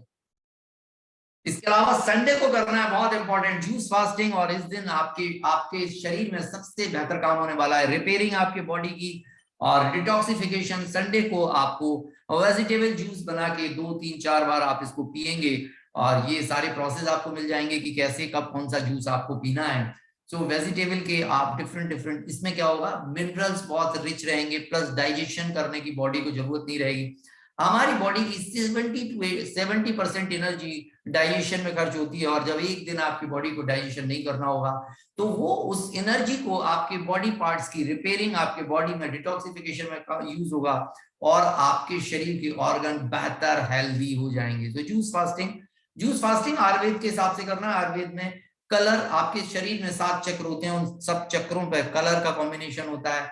मॉर्निंग में 11 बजे तक आप रेड और येलो जूस अगर इस तरह का बना के पीते हैं तो वो आपके लिए अच्छा रहता है। और दिन में आप ग्रीन जूस और शाम के व्हाइट जूस, ये आपके चक्रों के हिसाब से हैं। तो अगर आप संडे को फास्टिंग करते हैं तो बहुत बेहतर होता है। और अगर आप पूरे दिन की नहीं कर सकते, आधे दिन की करें। अल्टीमेटली आपको अपने डाइजेशन सिस्टम को आराम देना है आपकी बॉडी के रिपेयरिंग के लिए, ताकि फैट आप जो लॉस करेंगे वो वापस नहीं आएगा, साथ में ऑर्गन भी बेहतर हो जाएंगे। एक एग्जांपल मैं जहां भी दूंगा, और कि एक व्यक्ति है जिसके घर में जो किचन है वो 24 घंटे चलती रहती है, कभी चाय बन रही है, कभी नाश्ता, कभी लंच, कभी डिनर, कभी बीच का कोई बोले पोहे बना लो, पराठा बना लो, सैंडविच बना लो, दिन भर चलती रहती है। तो उस घर की जो महिला है वो क्या अपनी किचन को कभी बहुत मैनेज करके रख पाएंगी? शायद नहीं, क्योंकि वो पूरा टाइम बिजी है। लेकिन एक घर दूसरा ऐसा है जिसमें कि एक सुबह 8 से 9 बजे तक ब्रेकफास्ट बनता है, उसके बाद किचन बंद हो जाती है, दिन में 12 बजे से 2 बजे तक लंच, और उस टाइम पे ही खाना बनता है या यूज होता है। तो जो लेडी उसको ऑपरेट कर रही है, उसको मैनेज कर रही है उस किचन को, वो अपनी किचन को वेल मैनेज कर पाएंगी, वो ज्यादा अच्छी रख पाएंगी। सेम चीज है, अगर आप बार बार खाना खाते रहेंगे, बार बार चीजें आपके शरीर में जाती रहेगी, तो डाइजेशन सिस्टम पर इतना लोड पड़ता है कि सारी बॉडी की एनर्जी वहीं यूज हो जाती है और कभी रिपेयरिंग नहीं हो पाती आपके ऑर्गन्स की। सो ये बहुत जरूरी है। आप एक बार वीक में, अगर वीक में नहीं कर सकते तो 15 दिन में आप जरूर जूस फास्टिंग करें, ठीक है। और किन लोगों को जूस फास्टिंग नहीं करनी होती? अगर टाइप 1 डायबिटीज है तो बिल्कुल ना करें। अगर टाइप 2 डायबिटीज है और साथ में बीएमआई जो आपका लेवल 18 से नीचे है तो कहते ही ना करें। बच्चे नहीं करें इसको, प्रेग्नेंट वुमेन और ब्रेस्ट फीडिंग ना करें। और कोई अगर बहुत टिपिकल गैस्ट्रोफेजिकल डिसीज होती है तो उसको वो बिल्कुल लोग ना करें। और अगर कोई इनमें से कोई व्यक्ति करना चाहता है तो डॉक्टर की एक बार सलाह जरूर ले लें। राइट, मेडिटेशन बहुत बहुत अच्छा रोल अदा करता है क्योंकि स्ट्रेस रिलीज हो जाता है। सो ब्रीदिंग, डीप ब्रीदिंग और मेडिटेशन आप जरूर करें जब भी आपको समय मिले, सुबह दोपहर शाम, जब आपके पास समय होता है। आपकी दवाइयां, अगर आप जैसे मैंने कहा डायबिटीज है आपको, तो आपको शुगर की टेबलेट नहीं लेनी है कि शुगर लो चली जाती है, और आपको हर 4 घंटे में अपनी शुगर को देखते रहना है। इंसुलिन लेते हैं तो भी रात का इंसुलिन ना लें, क्योंकि नहीं तो सुबह नीचे चला जाएगा आपका शुगर लेवल। और उसमें भी विजिट करते रहें। कोई भी और डिसीज है, आपको बीपी की प्रॉब्लम है तो आप मॉनिटर करते रहें। इसके अलावा जब आप जूस फास्टिंग करते हैं तो हल्की फुल्की चीजें, वॉमिटिंग होना, मोशन होना, इस तरह की हल्का सा फीवर आना हो जाता है, जो थोड़ी देर में आप ठीक हो जाते हैं, ठीक है। सो ये प्रोसेस अगर आप करते हैं। इसके अलावा अगर आप बेहतर रिजल्ट चाहते हैं तो आप या आपका वेट बहुत ज्यादा है, जो प्रोसेस मैंने बताया, आप इसमें 3 से 4 महीने में लगभग आराम से 15 किलो, 10 से 15 किलो वजन कम कर सकते हैं। लेकिन अगर आपका वजन बहुत ज्यादा है और आप बहुत तेजी से कम करना चाहते हैं तो आपको ओमेगा 3 और वेस्टी गार्सिनिया कंबोजिया की कैप्सूल भी यूज करने होंगे। फ्लैक्स ऑयल के नाम से ओमेगा 3 के कैप्सूल आते हैं, वेस्टी कैप्सूल, वी स्लिम कैप्सूल के नाम से गार्सिनिया कंबोजिया की। दोनों कैप्सूल 2-2 सुबह आप मॉर्निंग में एम्प्टी स्टमक लेंगे तो रिजल्ट और ज्यादा बेहतर और फास्ट हो जाएंगे। लेकिन इन कैप्सूल को लेने के लिए के साथ ऐसा नहीं है कि आप खाना कुछ भी खाते रहें और फास्टिंग नहीं करें या वर्कआउट नहीं करें तो रिजल्ट आ जाएंगे, नहीं। इन सबके कॉम्बिनेशन से बेहतर रिजल्ट आएंगे। राइट, सो नटसेल में बात करूं लास्ट में, लगभग 45 मिनट डेली वर्कआउट करना पड़ेगा। इंटरमीडिएट फास्टिंग 14 घंटे की करेंगे तो बेहतर रिजल्ट आएंगे, कम की करेंगे तो मतलब फास्टिंग होना चाहिए। ऐसा नहीं है कि आप रात को 12 बजे खाना खा रहे हैं, सुबह 5 बजे खा रहे हैं, तो वेट स्टोरेज बढ़ता रहेगा, आप उसको कभी कंट्रोल नहीं कर पाएंगे। जूस वाटर फास्टिंग वीक में एक बार जरूर करें। और जब आप फास्टिंग करें तो आप हाइड्रेट होते रहें, पानी वगैरह पीते रहें। वी स्लिम शेक रात को डिनर में आप डिनर की जगह आप इसका यूज करेंगे। और प्रोटीन ब्रेकफास्ट में ज्यादा लेंगे तो क्या होगा, मसल्स अच्छे बन जाएंगे। वर्कआउट के बाद ब्रेकफास्ट लेंगे और प्रोटीन लेंगे तो मसल्स अच्छे बन जाएंगे, तो जो फैट फॉर्मेशन है, स्टोरेज है, वो वैसे ही धीरे धीरे कम होने लगता है। लंच प्लेट सिस्टम के अकॉर्डिंग लेना है। अगर आप ऐसा करेंगे तो आपके शरीर में जो ग्लाइसेमिक इंडेक्स है कंट्रोल बना रहेगा। Diabetes, BP, heart trouble, obesity, सब में ये चीजें बहुत बेहतर काम करती हैं। Garcinia cambogia omega 3 fatty acid आपकी डाइट में होना ही होना चाहिए। और कभी भी बहुत हैवी एक्सरसाइज जब आप फास्टिंग कर रहे हैं तब ना करें, हल्की फुल्की एक्सरसाइज करें। स्ट्रेस, स्ट्रेन, एंग्जाइटी, एंग्रीनेस, इनसे अपने आप को बचाएं। कभी ये चीजें होती भी हैं तो आप हास्यासन कर सकते हैं, मेडिटेशन कर सकते हैं, जिससे कि आप इनसे बाहर आ जाएंगे। गुड क्वालिटी के सप्लीमेंट हमने हर एक व्यक्ति को यूज करना है समय के साथ। और लास्ट में हमेशा एटीट्यूड अपना पॉजिटिव रखें, क्योंकि जब तक आप किसी चीज पे बिलीव नहीं करेंगे तब तक उसके बहुत अच्छे रिजल्ट नहीं आ सकते। सो राइट नाउ मेरा प्रेजेंटेशन लगभग समाप्त। और अगर आपका कोई सवाल है तो आप मेरे से जरूर पूछ सकते हैं। ये स्लाइड पे मेरा नंबर है और आप मुझे, right. So thank you very much. मेरा प्रेजेंटेशन यही समाप्त होता है। अगर किसी का कोई सवाल है तो जरूर पूछ सकते हैं। सो काफ़ी कुछ बहुत ज़बरदस्त प्रेजेंटेशन रही सर आपकी, और काफ़ी सारे नोट्स बनाए हैं लोगों ने, टीम ने भी बनाए हैं। और आपने जैसे वेट मैनेजमेंट में होता है, तो जैसे कुछ लोगों का वेट कम होता है, वजन कम होता है, तो उस केस में उनको क्या करना चाहिए? वजन बढ़ाना चाहते हैं? जैसे वेट मैनेजमेंट का टॉपिक है, तो जैसे कईयों का ज़्यादा है तो कम करना है, और अगर जिनका कम रहता है बीएमआई के अकॉर्डिंग, तो उसके लिए क्या? बिल्कुल, आप उसमें मिल्क प्रोडक्ट ज्यादा यूज करेंगे। बनाना का यूज ब्रेकफास्ट में आप, अगर मैं एडवाइस करूं कि ब्रेकफास्ट जो आप लें उसमें आप बढ़िया एक 500 ml मिल्क लें, उसमें हमारा प्रोटीन पाउडर है 1 से 2 चम्मच डालें और एक केला उसमें मैश करके डालें, और ये आप अपने ब्रेकफास्ट में लें। और दिन का जो खाना है उसमें भी थोड़ा सा ध्यान रखें, कार्बोहाइड्रेट आपके खाने में ज्यादा बेहतर रहे, तो आप मतलब वेट गेन की तरफ जल्दी जाते हैं। प्रोटीन पाउडर का आप अगर सुबह के इस तरह से मिल्क में और शाम को दाल वगैरह में डाल के यूज करते हैं तो आपके वेट गेन में काफी एडवांटेज होता है। ओके। सो और टीम में किसी का अगर कोई क्वेश्चन है वो कमेंट कर सकते हैं मैसेज डायरेक्टली, तो सर बता पाएंगे। यस, सुखविंदर जी हैं, उन्होंने हैंड रेस किया है, मैं एक बार अनम्यूट कर देता हूँ। यस सुखविंदर जी, बोलिए बोलिए। हाँ हाँ सर, मैं ऑडिबल हूँ sir? Yes yes yes yes. Sir मैं ये पूछना चाह रहा हूँ, जैसे कि ज्यादातर क्या होता है कि कई लोग ना फैमिलीज में ऐसा होता है कि कई खाने पीने वाले भी ज्यादा होते हैं जी, उनके लिए अपने को क्या कर सकते हैं? देखिए सर, खाने पीने वाले होते हैं तो कुछ मैंने जैसे कहा ना, सुखविंदर जी, कि अगर मेरा काम है, मेरा जॉब है इस तरह का कि मेरे को मूवेबिलिटी करनी पड़ती है, लेकिन मेरे पैर में फ्रैक्चर हो गया तो क्या करना पड़ेगा सही करने के लिए? जी जी जी। उसको मतलब जब तक शरीर में हार्मोन सिक्रेशन प्रॉपर नहीं हो जाए, एक बार लेप्टिन जी हार्मोन इंसुलिन हार्मोन का रेजिस्टेंस खत्म हो जाता है, फिर आप अगर थोड़ा बहुत खाते भी हैं, वीक में एक बार खाते भी हैं, तो जी ज्यादा जी। अंतर नहीं आता। नहीं, कई जगह क्वेश्चन ये आ जाता है कि चलो मैं इसको भी यूज करता हूँ और मैं अपने उसके ड्रिंकिंग पीरियड को भी नहीं छोड़ता, तो कैसे करूँ? बहुत मतलब ज्यादा कई लोग। रिजल्ट नहीं आते, बहुत ज्यादा रिजल्ट नहीं आते। अच्छा अच्छा, मतलब उन्हीं के लिए मैं ये चीज कंफर्म करना चाह रहा था। कम से कम 6 महीने आपको आपको थोड़ा सा अपने आप पे कंट्रोल करना पड़ेगा। जी मैं अभी एक दो लोगों को यहाँ जो हमारे साथ हैं उनको उनको भी बात कराऊंगा, उन्होंने कैसे फील किया और क्या किया, तो आपको जी ज्यादा जी क्लियर होगा। बट मैं यही कहना चाहूंगा कि अगर आप काम करना चाहते हैं, जैसे मैं थायराइड पे भी लोगों को ट्रेन सेशन देता हूँ, कल मेरा थायराइड पे भी रहेगा, मैं डायबिटीज पे भी देता हूँ। तो जी सिंपल सर। मेरा यही रहता है कि अगर आप 6 महीने अपने आप को कंट्रोल कर पाएंगे तब अच्छा में रिवर्सल की संभावना है, क्योंकि हम एक बार प्रॉपर वे में आ गए तो फिर आप थोड़ा बहुत ऊपर नीचे खाते हैं तो ज्यादा अंतर नहीं आता। अच्छा ठीक है, thank you sir, thank you. Thank you. कुछ मैसेजेस आए हैं जिसमें एक मैसेज किया है कि फैटी लीवर, जैसे जिनका वजन बढ़ जाता है उसके साथ फैटी लीवर की जो समस्या होती है, क्या उसमें यही सप्लीमेंट दें या कुछ और भी दे सकते हैं? लिवर हेल्थ और साथ में ले लें, बाकी सारी चीजें यही लें। ओके। और ममता शाह जी ने एक बार हैंड रेस किया, मैं एक बार इनको अनम्यूट कर देता हूँ। यस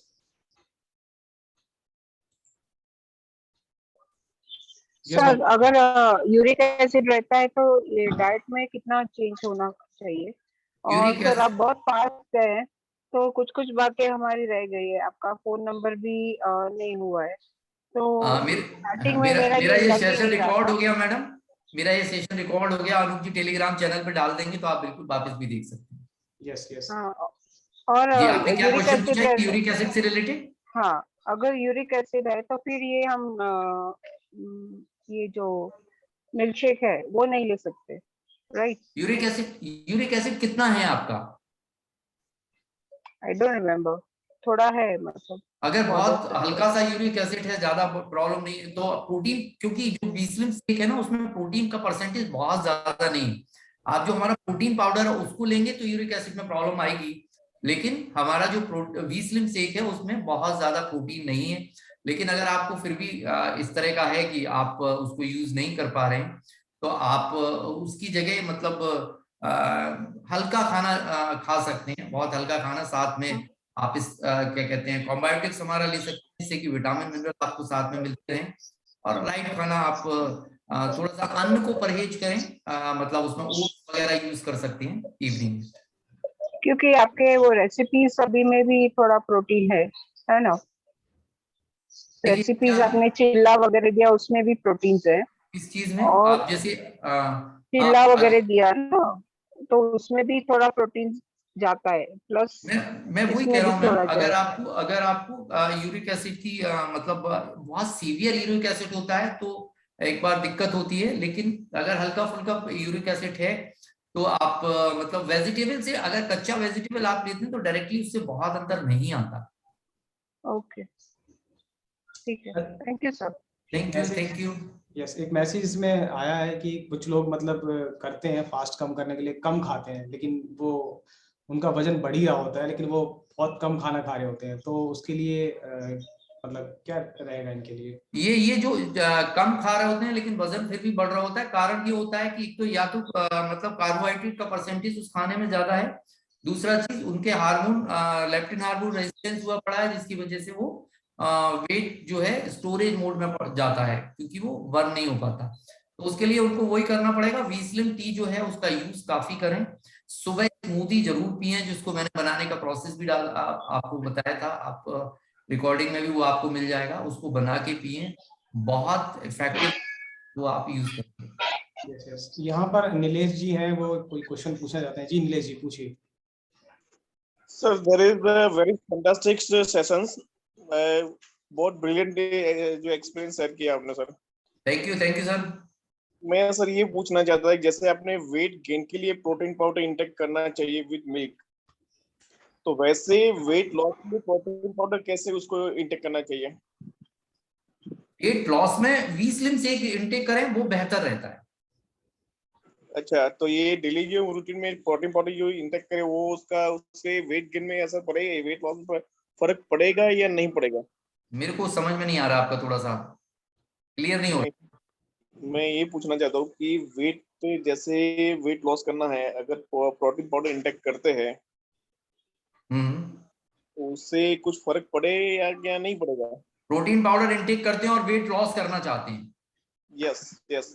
तो प्रोटीन पाउडर अगर आप ब्रेकफास्ट में यूज करते हैं, वो भी वर्कआउट के बाद, ओके, तो वो मसल्स गेन में आपको फायदा देता है, और वेट लॉस जो आप करना चाहते हैं उसके उसमें काम करता है। Okay, done sir, thank you. बाकी all is very good sir. या थैंक यू। कुछ लोगों का आया है कि ये पीपीटी भी मिल जाएगी, सेशन भी रिकॉर्ड हो रहा है, वो मिल जाएगा। देवी प्रसाद जी ये कुछ पूछना चाहते हैं। यस देवी जी, मैंने आपको अनम्यूट कर दिया, पूछ सकते हैं। हाँ सर, ऐसा है कि सर ये मतलब पेशाब करने में दिक्कत होती है, हम स्प्रोलिना और फ्लेक्साइल ले रहे हैं। हाँ सर, आवाज आ रही है? यस आ रही है। Hello, yes please. तो स्प्रोलिना, हाँ सर, स्प्रोलिना और ये फ्लेक्साइल ले रहे हैं, और इसमें हमको रिलीफ मिला है, पेशाब में दिक्कत हो रही थी। तो बढ़िया है, अगर रिलीफ मिला है तो आप क्या पूछना चाहते हैं?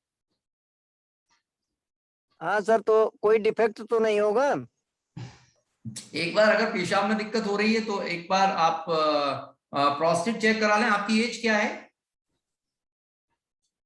लगभग 39 साल। 39 साल। तो एक बार डॉक्टर से मिलके, अगर पेशाब में ज्यादा दिक्कत हो रही है तो प्रोस्टेट का चेकअप करा। यस, अच्छा सर, थैंक यू।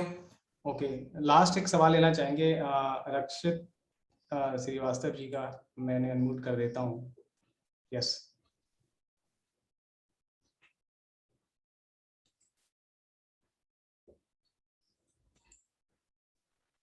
हेलो। हाँ जी सर। सर ये दो क्वेश्चन थे ये मेरे। एक जी। तो सर इसका डोजेज मुझे बता दीजिए वेट लॉस के लिए। आपने बताया था दो कैप्सूल फ्लेक्स ऑयल और 2 कैप्सूल बेसलिम कैप्सूल, है ना? जी, मॉर्निंग में एम्प्टी। हाँ, एम्प्टी गुनगुने पानी के साथ सर। हाँ, गुनगुना पानी रहेगा तो बहुत अच्छा है, ठंडा पानी ना, नॉर्मल टेम्परेचर ठीक का है। भी ले सकते हैं। और इसके बाद सर दोपहर में भी इसको लेना है क्या फ्लेक्स ऑयल को? मैं आपको नटशेल में पूरा बता देता हूँ। सुबह आप उठें, जी गुनगुने पानी जी। के साथ ये दोनों चारों कैप्सूल खाएं। उसके बाद ठीक आप है। करें 40-45 मिनट फ्रेश वगैरह होने के बाद, और वर्कआउट करने के बाद आप स्मूदी और जो ब्रेकफास्ट आपका है उसको ले आए, जी। राइट। और जी। करीब मतलब करीब 2-3 घंटे बाद, या जब आपको थोड़ी सी इच्छा हो, तो आप वी स्लिम टी और चिया सीड को बना के पिए। दिन में 2-3 बार पिएंगे तो उसके रिजल्ट बहुत अच्छे आएंगे। लंच में ठीक है। आपको बताया, लंच प्लेट सिस्टम, आपको जी। सप्लीमेंट सिर्फ मॉर्निंग में लेना है और नहीं लेना। लंच में बस आप सबसे पहले आपका 25% जो सलाद है वो सलाद खाएं, उसके बाद आप ग्रीन वेजिटेबल खाएं, दाल खाएं, और फिर रोटी खाएं। अगर आपको एक रोटी खाने के बाद अगेन भूख रहती है तो आप फिर वहीं से शुरू करेंगे, फिर सलाद खाएंगे, फिर सब्जी खाएंगे, दाल खाएंगे, देन रोटी खाएंगे। तो उद्देश्य ये है कि कार्बोहाइड्रेट थोड़ा सा बचाया जाए और न्यूट्रिशन आपके जो वैल्यू है उसको बढ़ाया जाए। शाम के समय पर थोड़े से ड्राई फ्रूट जरूर यूज करें ताकि आपके शरीर में न्यूट्रिशन बढ़े रहें, क्योंकि हम कार्बोहाइड्रेट जब कम कर रहे होते हैं तो उसकी भरपाई दूसरी चीजों से जरूर करना पड़ती है, नहीं तो बॉडी में मसल्स ब्रेक होने के लॉसेस भी होने लगते हैं। जो आम तरह के व्यक्ति जो वेट लॉस के लिए बिना किसी सलाह के खाना पीना छोड़ देते हैं, उन लोगों में जो प्रॉब्लम होती है वो ना हो।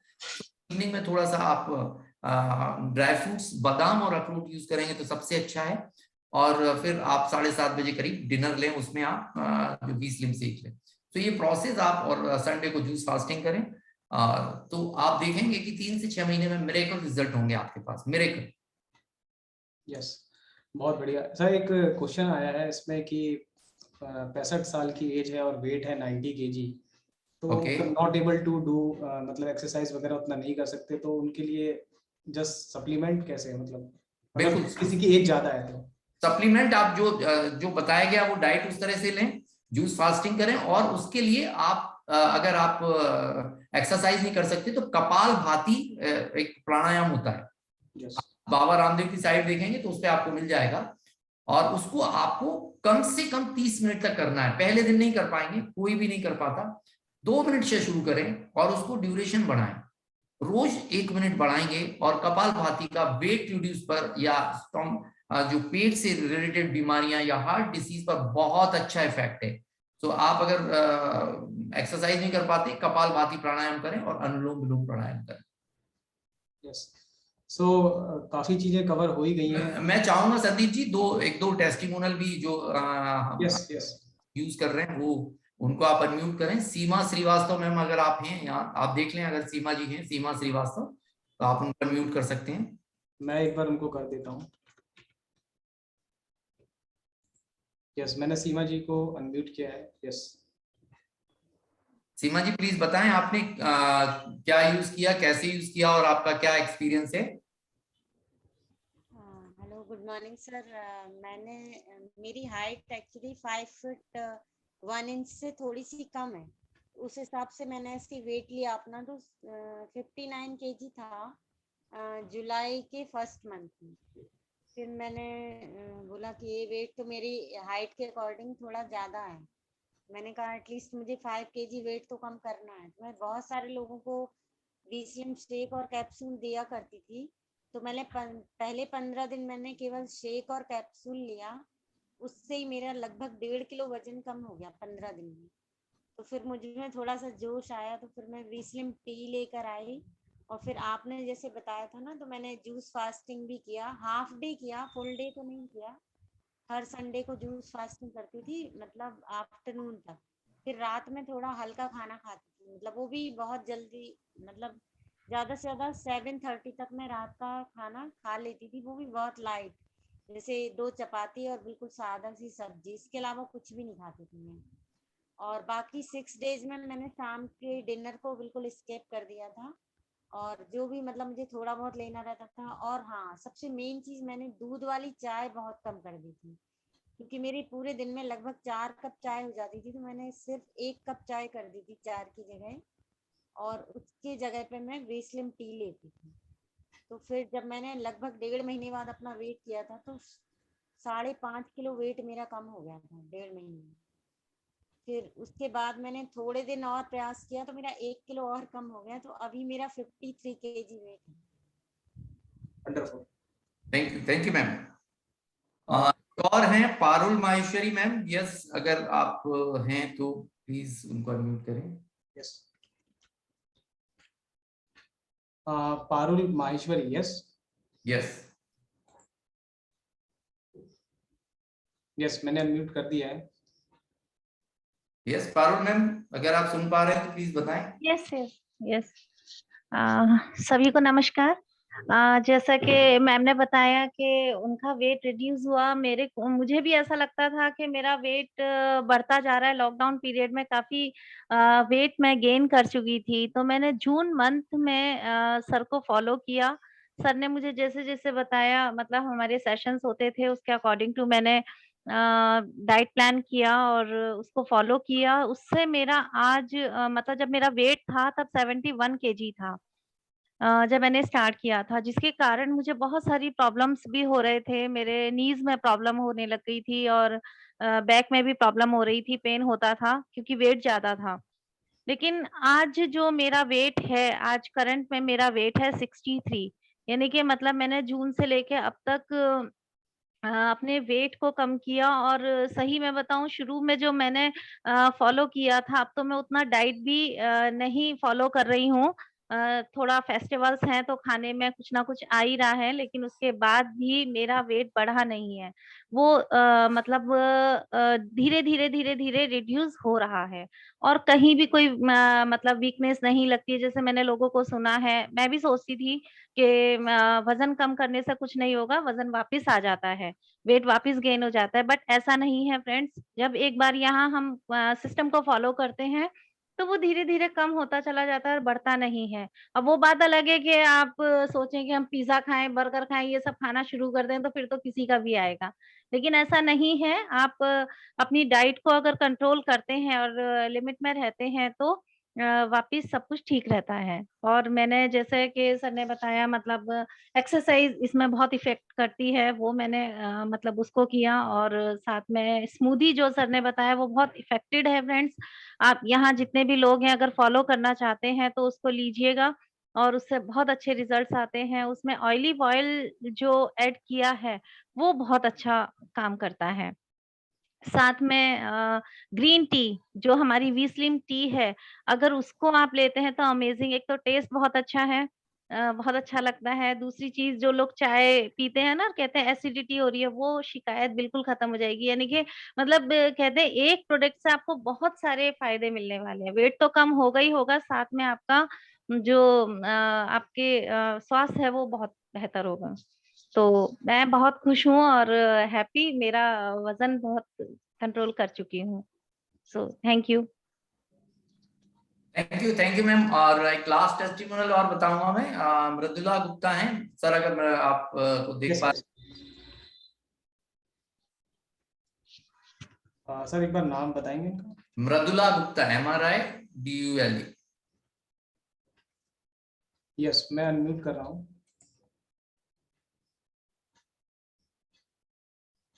यस मृदुला जी, यस मृदुला मैम, आप बताएं क्या आपने क्या यूज किया, कैसे यूज किया? सभी को नमस्कार।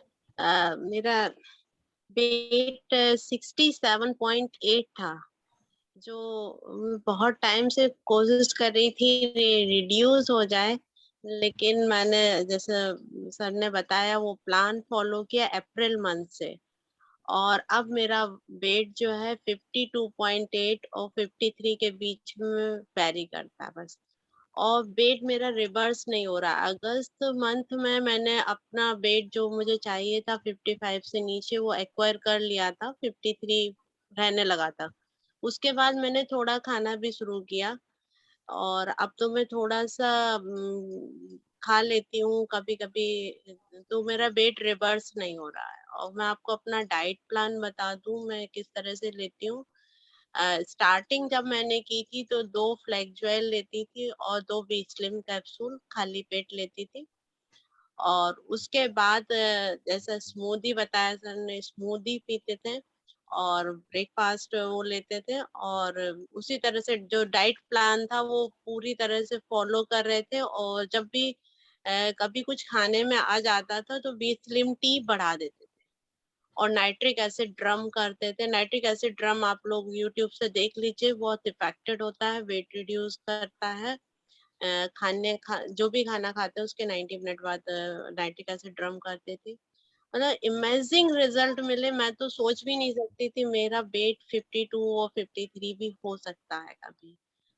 और इसी तरह से फॉलो करिए और कंसिस्टेंट रहना होगा।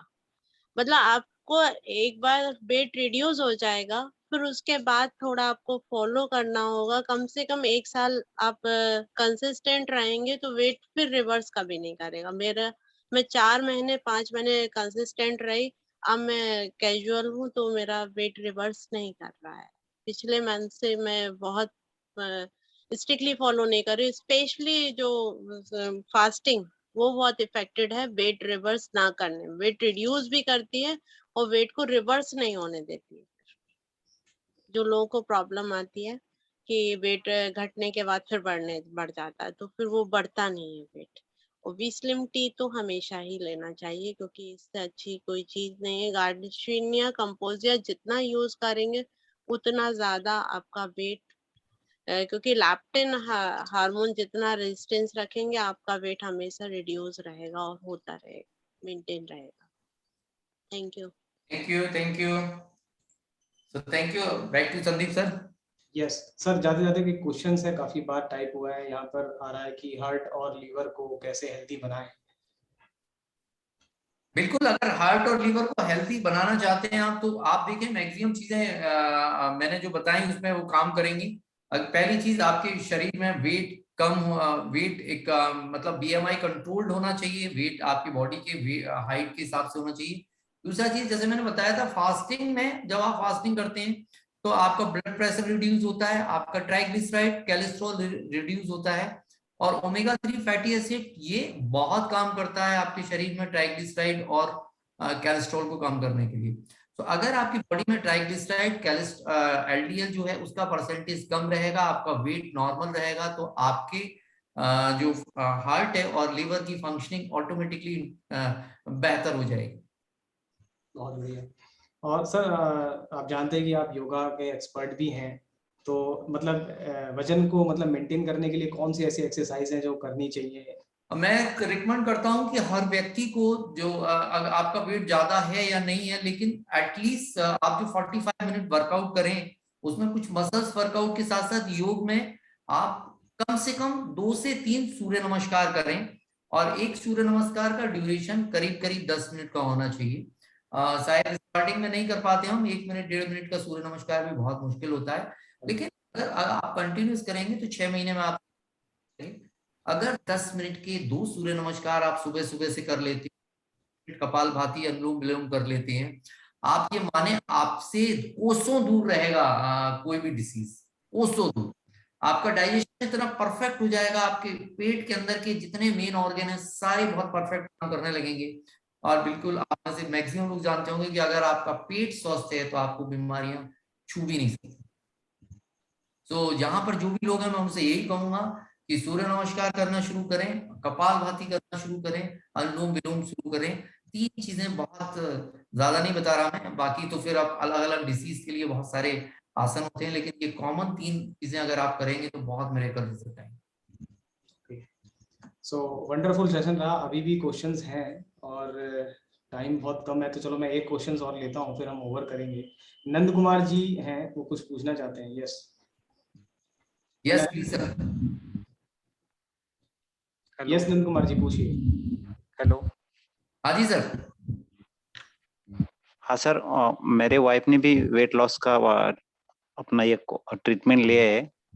एक महीने में सर 7 किलो वजन घट गए, 1 महीने में 7 किलो। जी जी। हाँ, वही अभी जो अपनी शेड्यूल बनाए ना वही हिसाब से लिया है, लेकिन 1 महीने में 7 किलो घट गए। बिल्कुल हो सकता है। देखिए क्या है कि अगर 2 चीजें देखने वाली होती हैं कि आपके शरीर में फैट का परसेंटेज रिड्यूस हो रहा है या मसल्स का परसेंटेज रिड्यूस हो रहा है। अगर मसल्स का परसेंटेज रिड्यूस हो रहा है तो कहीं ना कहीं वो आपका फैट वापस आ जाएगा। तो उस चीज का ध्यान रखना है कि मसल्स का परसेंटेज इंक्रीज हो और फैट का परसेंटेज कम हो। तो ये चीज ध्यान रखनी है। दूसरा चीज, आपके बॉडी में एनर्जी लेवल कम नहीं होना चाहिए, है ना। विटामिन B12 का आपकी बॉडी में जो है प्रॉपर मात्रा में रहे, जिससे कि ग्लूकोज का कन्वर्जन एनर्जी में प्रॉपर होता रहे। आज आप देख रहे होंगे कि विटामिन B12 की कमी बहुत सारे लोगों में होती है।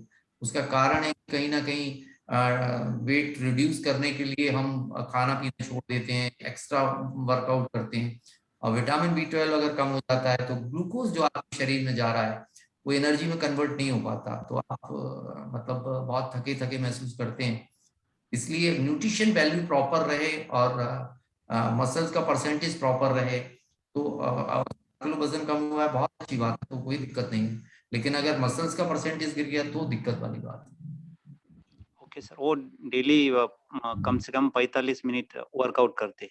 बिल्कुल बिल्कुल करना चाहिए 45 मिनट वर्कआउट, और अगर डाइट कंट्रोल करते हैं आप और ग्लाइसीमिया ओमेगा 3 आपकी डाइट में है तो वजन अब बॉडी टू बॉडी डिपेंड करता है। किसी की बॉडी में 2 किलो ही कम होता है, किसी की बॉडी में 1 किलो कम होता है, किसी की बॉडी में 5 किलो ही कम हो जाता है।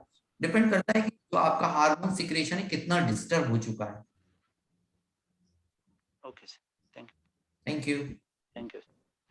सो काफी सारे जवाब सर आपने दिए, सेशन बहुत अच्छा रहा। और भी कोई क्वेश्चंस है, लेकिन काफी टाइम ओवर हो चुका है, तो मैं चाहूंगा कि नेक्स्ट सेशन जो होगा सर फिर अवेलेबल होंगे, फिर और सवालों के जवाब दे पाएंगे।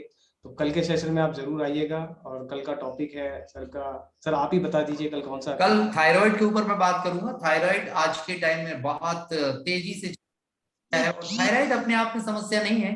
थायराइड से बहुत सारी समस्याएं पैदा हो जाती हैं, बहुत सारी समस्याएं।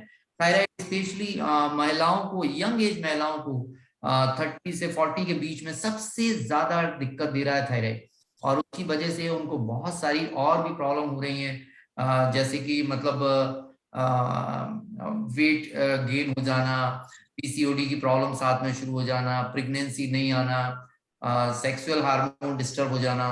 तो ये बहुत सारी जो क्रिटिकल चीजें हैं वो खड़ी हो जाती हैं थायराइड अगर डिस्टर्ब होता है तो हम अपने डेली रूटीन को कैसे बेहतर करें जिससे कि थायराइड की प्रॉब्लम अगर हो गई है तो उसको मेंटेन कर पाए, या अगर नहीं है तो हमको थायराइड ना हो। इस सब पे जैसे मैंने ओबेसिटी के लिए आपको बेसिक बात करी कि कारण क्या, रूट कॉज क्या है, और हम उसमें कैसे उसको कंट्रोल कर सकते हैं, मैं आपको थायराइड के ऊपर भी बताने वाला हूँ। तो मैं आप सबसे यही रिक्वेस्ट करूंगा कि आप उन लोगों को जरूर हेल्प करें, उन लोगों को जरूर बताएं जो इस प्रॉब्लम से परेशान है। आप सोच नहीं सकते, मैं तो काम कर रहा हूँ तो मैं देखता हूँ कितने लोग ऐसे हैं जो प्रॉपर खा नहीं पा रहे, प्रॉपर रह नहीं पा रहे, मतलब उनकी जिंदगी में बहुत सारी प्रॉब्लम्स हो जाती हैं अगर हार्मोनल डिस्टर्बेंस की प्रॉब्लम होती है, डायबिटीज है, थायराइड है, ओबेसिटी है। तो लेकिन ये सारी चीजें अगर हम अपने लाइफस्टाइल को मेंटेन करते हैं तो रिवर्स करना पॉसिबल है। मैं रियली डियर फ्रेंड्स आपको जो बात कर रहा हूँ, मैं रिवर्स करने की बात करता हूँ, मैं डायबिटीज की बात करता हूँ। तो डायबिटीज मैनेज करने की बात नहीं कर रहा, मेंटेन करने की बात नहीं कर रहा। अगर आप प्रॉपर तरीके से तैयार हैं और आपकी डायबिटीज बहुत पुअर स्थिति में नहीं पहुंच गई तो मैं गारंटी करता हूं कि आपकी डायबिटीज रिवर्स हो सकती है, आपका थायराइड रिवर्स हो सकता है। आप तैयार होने चाहिए। सो थैंक यू वेरी मच, मिलेंगे कल नए सेशन में। यस, मैं चाहूंगा कि कल आप सब जरूर आएं, और जो क्वेश्चन रह गए हैं कल जरूर आपको उनको बता पाएंगे, और लोगों को भी आप वेलकम करिएगा कल के सेशन में। तो कल ठीक 9 बजे स्टार्ट होगा। तब तक के लिए मीटिंग मैं ओवर कर रहा हूँ। Okay, thank you so much. Thank you winning team. Thank you sir, thank you.